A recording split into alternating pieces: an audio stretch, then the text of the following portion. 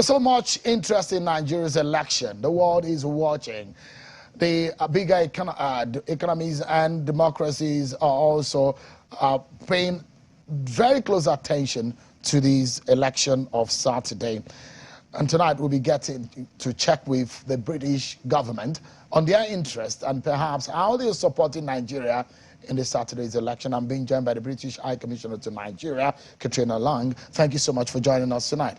It's a great pleasure to be here. Thanks for having me. Thank you so much. How do you feel? You've been here for a few years. Now Nigeria is going to a very crucial election. First and foremost, what have you observed in the preparations to the polls?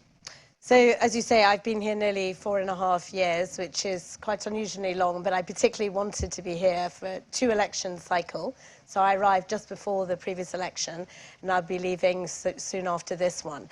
So the first thing I'd observed is how different this election feels, actually, to the last one. There feels much more engagement, particularly amongst the youth, and we've seen that reflected in the much higher represent people who've registered to vote, who've collecting their PVC cards. Obviously, you need to actually go out and vote on the day, and I would urge them all to do so. I think the second thing is the passing of the Electoral Act, which enables electronic transmission of votes, which also partly accounts, I think, for that increased engagement of the youth. And obviously we have a bigger race this time. There's at least 3 candidates, if not 4, as well as many other smaller parties participating. So that's creating a real sense of energy and enthusiasm and engagement. So that's all very positive. There are some challenges. Nigeria is a huge democracy, a huge country, getting all the logistics in place for an election to run smoothly and credibly on the day. But I think we've been impressed with what INEC has done so far, and they've told us they are ready. And obviously the security on the day, it's very important the security forces do their job, impartially providing a secure environment for people to vote. So still a few days to go, and we're all on tenterhooks. I mean, it really is a close race. I think we're all becoming obsessed with Nigerian politics, but we hope for the best. Yeah, as you have observed, that Nigerians are very confident people. They don't like to be told what to do. But there's a lot of lesson to learn from much older democracies. But how would you, or what would you say you've observed with the manner in which politicians have comported themselves? So I think, Nigeria's on a democratic journey, but it's really commendable that you've stuck with it since 1999. And as you mentioned earlier, that can't be said for all countries in this region, where we've seen quite a lot of democratic backsliding with coups, with presidents refusing to step down after their term. There's never been any question of that in Nigeria. The 2 times 4 years term has been stuck to. But President Buhari himself has said he feels his most important legacy is a credible and peaceful election. So I think that's all very, very positive. That's not to say there aren't challenges. Each election we hope to see some improvements. What would be very worrying would be to see backsliding on that democratic journey. But I am confident, and I think the people of Nigeria are confident, certainly many of the youth who I've spoken to feel much more confident this time that their vote will count because it's protected through the BVAS, the electronic transmission of votes, and because there's more choice for them. You know, there's candidates they feel they can relate to. So nothing's perfect. No democracy in the world is perfect. In the UK, we have challenges, we learn. But Nigeria is on that journey, on a progressive journey, and the world is indeed watching this election. What do you think would be the impact of much younger voters? I mean, you said you've observed that there are more enthusiasm between the younger demography. What do you think could be the impact or the implication of that? Well, I think the message to the youth is if you actually go and turn out to vote, 50% of this population is under 18. There are at least 9.5 million new registered voters, and I think 75% of them are in that 18 to 35 bracket. You could potentially change the outcome of this election. I'm not assuming who they're going to vote for, but the point is their vote will count.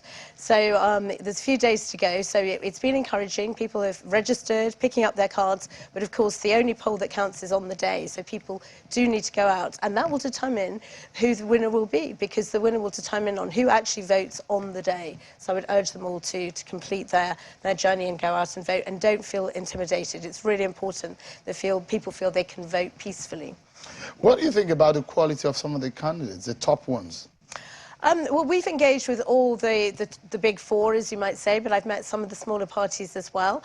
We know them well, and like Channels TV, we're not backing any particular candidate. We can work with anybody who wins this election, because that will be the choice of the people of Nigeria. I think whoever comes in is going to have an enormous set of challenges on the economy, on security. So what we've urged all of the presidential aspirants to do is to take bold, early action on those, particularly on the economy, because if the economy functions, the security environment will also improve, because much of the insecurity I think we see is related to joblessness, livelihoods, young men in particular, not having an alternative viable livelihood. So the two are very much linked. So we on the day when we see who comes out, assuming there's not a runoff, we stand ready to work with whoever comes through. The Brexit in the UK is perhaps one thing that most politicians in the UK perhaps will be biting their fingers about, an experience that if a lot of leaders in your country think again about, if they had the opportunity to perhaps rethink their decision, maybe they would have acted differently about the choice of getting a popular vote on that kind of decision that a lot of political analysts across the globe say you don't leave to a popular opinion to determine such a very important decision or a matter in the life of a country as the UK. Looking back at that kind of experience, that's a lot of lesson to learn. If you take that and transpose it into Nigerian experience, what lesson do you think we could learn from some of the missteps of your country, your democracy? Well, I wouldn't call them missteps. I mean, I think the Brexit referendum, like the Scottish referendum, was a choice that was put to the people of the United Kingdom and in Scotland to determine what kind of future they wanted to have. And it was a close vote. And in the end, the no vote, the leave vote, came through. And it's been challenging for Britain to carve out a new set of relationships with Europe. I mean, it takes time to unravel 40 years of a single market integration. It has a lot of implications. and we're still on that journey, but I think we're making good progress. The Northern Ireland Protocol, there's been some really good progress on settling that very tricky bit of the infrastructure, but we're getting there. But I think from a Nigeria point of view, actually, there are opportunities that come from Brexit, because obviously we have more choice now around, particularly on migration, who can come to the UK. We have control over our borders, and indeed many Nigerians have benefited from that. Nigerian is the third biggest student population in the UK. We're benefiting from many talented young entrepreneurs coming to the UK.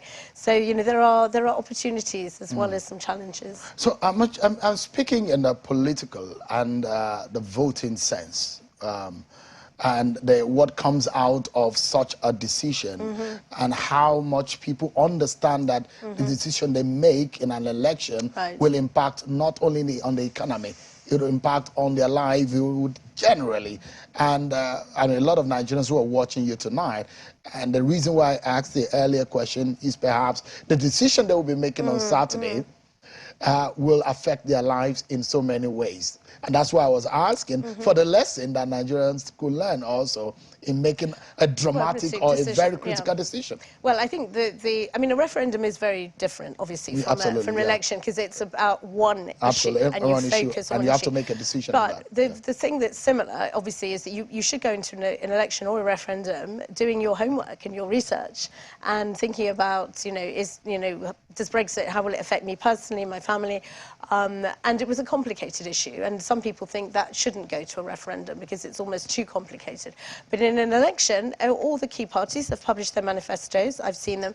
What's been quite striking here, actually, is how similar They are. I didn't see huge policy differences amongst the big four. They've all told us they understand the importance of, taking those difficult policy decisions. But there are differences, and candidates come with different perspectives. And it's clear the youth have mobilised, particularly around one candidate. But in terms of policy, I didn't see a huge set of differences. But the most important thing is people do their research. They think about who overall, which candidate reflects their interest most, who will do the best for them in the future Nigeria, and they make their choice, and then, but they accept the result. That's the most important thing, and the one thing we do need to worry about in Nigeria, because the sort of flip side of a very close election where there's a lot of engagement is there is a lot at stake. There's no predetermined outcome in this election. That's democracy. How are you helping Nigeria in this election? So we've been working with Nigeria for many, many years, over 20 years, to help you put in place the framework for this democracy. So with INEC, we've worked, for example, most recently on the Electoral Act. It was supporting the Electoral Act, which INEC will benefit from, helping them do the training of their various people who will go out on the ground.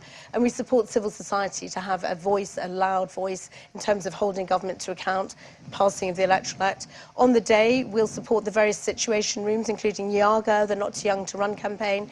We support their parallel vote tabulation. So essentially, we support INEC, we've supported the judicial process, and we've supported civil society. Interesting. You've been putting some pressure, not this time alone, in several elections.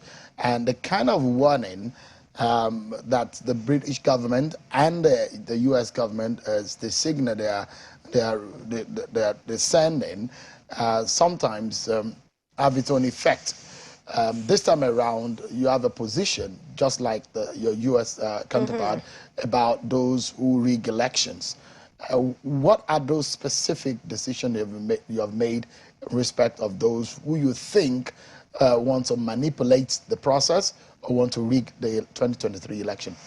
So we've just had a statement put out by our Minister, Andrew Mitchell, who's the Development and Africa Minister. I've got it in front of me. And basically, in short, where the UK is aware of attempts to subvert the democratic process, we are prepared to take action against those who engage in or incite electoral violence, or indeed any other anti-democratic behaviour. And the sanction, we have two sort of tools in our toolbox to sanction. One is a visa ban. We can refuse a visa to travel to the UK for people who are undermining the democratic process. Or for more serious behaviours, we have sanctions under our human rights sanctions regime. So we're watching closely. This is not targeted at any particular political party, any individual. It can be applied to anyone. You mentioned earlier some hate speak, that unfortunately is very live in this Nigeria debate in the run-up to the election. And hate speak can incite violence, and that can be extremely dangerous. So we're watching closely. We can never reveal who's been subject to a visa ban for data protection reasons, but I can confirm we have used this tool, and alongside our US counterparts are prepared to use it again. It's interesting, though, and I mean, you're not worried about those who believe, those who oppose and think that, our colonial masters are back at it again. You don't think that people have that kind of feeling? No, I don't think this is interference. I think most people I've spoken to welcome this, because everyone has a stake in a peaceful, credible election, most of all the people of Nigeria. So it's undermining everyone's right to vote peacefully, to express their preferences. So we are just playing our part in supporting Nigeria's democratic journey. But this is not interference. This is not our election. It's your election. What are your biggest fears about this election, from what you have observed? So I think there is a worry around insecurity and violence. So in this pre-election period, the number of pre-election incidents is higher than the last election. There's obviously the day of the election itself and following the presidential, the gubernatorial, where we hope people can go out to vote peacefully. But perhaps most worrying is the post-election period, where we have seen in the past in Nigeria that there's been quite intense post-election violence. So in order to avoid that, what we're urging the heads of the political parties to do is to ensure that their supporters go out and vote, of course, but as I said, accept the result. And if they feel they want to challenge anything, to do so through the courts, through the judicial process, to keep things calm. during what is going to be a very closely run election. There's a lot at stake. So that's, I guess, one of my fears and worries. But assuming we can get through that, I think the future looks very bright for Nigeria with the incoming presidential candidate, whoever it is, tackling those difficult challenges. And the UK, like most of the international community, wants Nigeria to succeed, and we're going to be coming in fully behind you. Yeah. I mean, we need all the support, don't we? And I mean, seeing the UK as a formidable ally in our democratic development gives someone, I mean, some kind of courage that we can push harder and further. On a final note, I see the old democratic journey as not only a Nigerian journey, as a journey, because if it's good in Nigeria, there is some kind of influence and impact that it makes across the globe, because Nigeria, we have the population, and on the African continent, we are a sample, we are a great example for the continent in terms of democratic process, in terms of our political culture and all of that. I mean, whatever happens here, we see that also being transposed in other parts of the continent. But what would you say is the biggest lesson that you think that this process has brought up in Nigeria? This is an election where you have major candidates have emerged in different parts of the country, and it's a big departure from what we have had in the past. I think it's that rise of the youth who've recognised a political awakening, you know, who've recognised, and probably linked partly to the NSARS movement, has found a direction in this election to channel that energy, that desire for their voice to be heard in Nigeria. Nigeria is a young country. It is still ruled by relatively elderly people. And I think that voice has now been found, and that's going to be so important and a real positive. And the elderly, who we all respect, and we're all becoming older, need to allow space for the youth to come through. And I would also mention importance of women, and that is something, sadly, Nigeria is backsliding on. Nigerian women are successful in all walks of life. Just last week, we were celebrating through International Women's Day Gala Award that the female ambassadors here in Nigeria have put together. Amazing, successful women in the media, in law, in everything, but not in politics, because it's just too difficult. You know, the people who secured these positions in the National Assembly, mostly men, do not want women to come through, sadly. There are exceptions. There are some really good he for she's. But there's only one female gubernatorial candidate. It's just not good enough. So the big lesson for Nigeria as well is, like, embrace this inclusion, embrace the youth, embrace women, and that's where Nigeria really will succeed. For the person who becomes the winner of this election, what message do you have for such a person? Be bold. Take those tough decisions and take them early. Have courage, and we'll come in behind you. Interesting. And perhaps one thing that is here is the message, the fact that whoever becomes Nigeria's next president may not have the magic wand to erase all of the problems. But what would you say, you've been around for some time in this country, and as a diplomat, you definitely have a lot of information. What would you say the next president should focus on as a priority? Well, I think it's got to be the economy, number one, because that's what's holding Nigeria back. And as I mentioned, I think the economy failing is also causing a lot of the insecurity. Not all of the insecurity, but a large part of it.